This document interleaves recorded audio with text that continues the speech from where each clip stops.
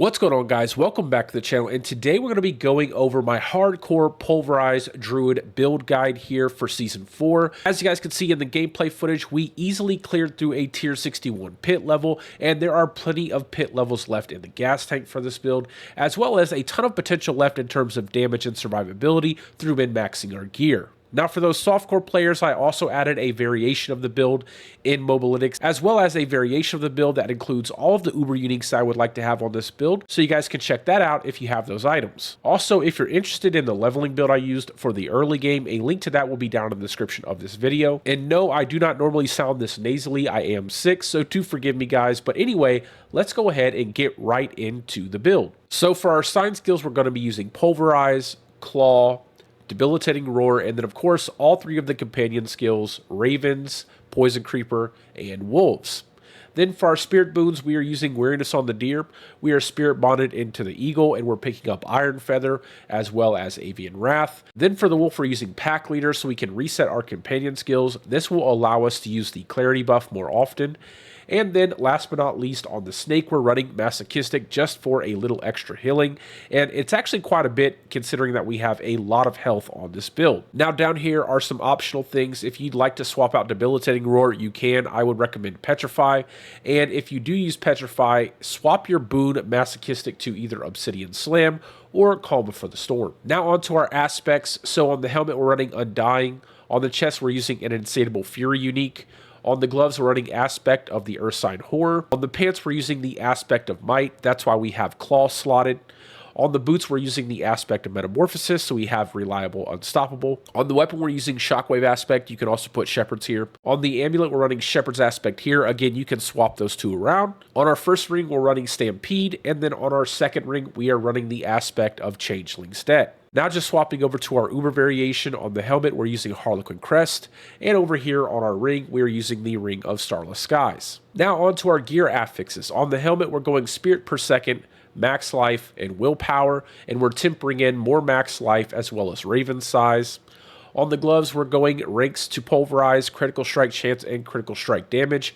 You can flex Critical Strike Damage if you like into Willpower. On the temperings, we're using Damage to Crowd Control Enemies to buff up our Earth and Devastation node, and then we're grabbing some more Raven Size here. On the pants, we're running Max Life, Armor, Willpower. We're going Max Life on the tempering as well as Lucky Hit, Chance to Stun on the utility tempering. Now, if it's possible early on, prioritize getting a pair of pants with the greater affix towards the armor roll. Now for the boots, we're using movement speed, spirit per second, willpower, and we're tempering in more movement speed as well as, again, a lucky hit, chance to stun. Now down to our weapon, we are using a two-hand staff, and the reasoning for that is we want to continue to buff up our Earth and Devastation node through the implicit here. And then we're running willpower, resource cost reduction, critical strike damage, and then for our temperings, we're using damage to close enemies as well as pulverized size. Now onto the amulet, we're running movement speed, crit strike chance, and ranks 2 in venom. And then for the temperings, we're running more movement speed as well as damage to close enemies. Now it's very possible for us to cap out our movement speed with the other affixes that we already have, so this mobility tempering is a flex spot if you'd like. Then for both of our rings, we're running crit strike chance, critical strike damage, and max life. And for the temperings, we're using damage to close enemies as well as some resource cost reduction. Now down to our gems, we're running emeralds on the weapon, rubies on the armor, and diamonds on the jewelry pieces. And really, this is a mixture of diamonds and skulls. Whatever gets you to the armor cap and get your resistances capped out is perfectly fine for your jewelry. Moving on to the skill tree, we're going 1 point claw into fierce claw to make it a lot easier to utilize the envenom passive by poisoning enemies with our basic attack. Down to our core skill tree, we're grabbing 1 point heart of the wild into 3 points wild impulses. We are then maxing out Pulverize and then going into Primal Pulverize to get that damage reduction. Then we're grabbing 3 points Predatory Instinct and 3 points Iron Fur. For our defensive tree, we're grabbing 1 point Debilitating Roar into Preserving Debilitating Roar. If you would like, you can swap this into Innate Debilitating Roar for the slow. Now for our companion skill tree, we're grabbing 1 point Wolves, 1 point Poison Creeper, 3 points into Clarity, and then 1 point Ravens into Brutal Ravens just to buff up our Shepherd's aspect that much more. Down to our Wrath tree, we're grabbing 3 points Crushing Earth, 3 points Stone Guard, and 1 point Safeguard. Then we're going to be picking up 1 point Neurotoxin and 3 points in Venom. Now down to our ultimate tree, we're grabbing 3 points Defiance, 3 points Natural Disaster, and 3 points Circle of Life.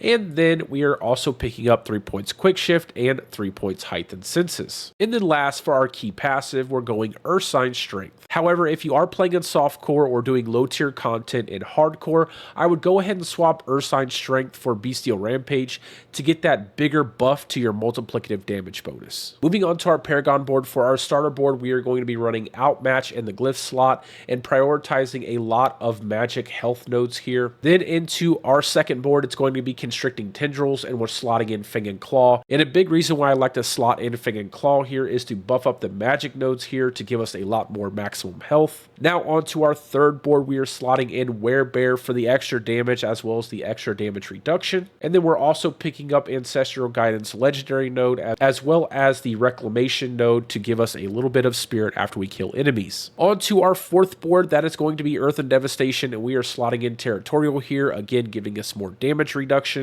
And then we are going to be picking up the legendary node, Earth and Devastation, because this is not an overpower based pulverized build. This is a crit based pulverized build, and Earth and Devastation gives us a pretty big multiplier towards our critical strike damage. Then onto our fifth board, we are running the Thunderstruck board because it has a very close glyph slot and easy access to dexterity nodes. And we are going to be slotting an exploit here to give us some source of vulnerability, albeit not a very good one. Now, if you are having issues with survivability, you can rotate this board and slot in Undaunted and pick up intelligence nodes instead. Then for our sixth and final board, we are running Heightened Malice, and we are going to be slotting in the Spirit Glyph here and picking up every single dexterity node that we can get on this board.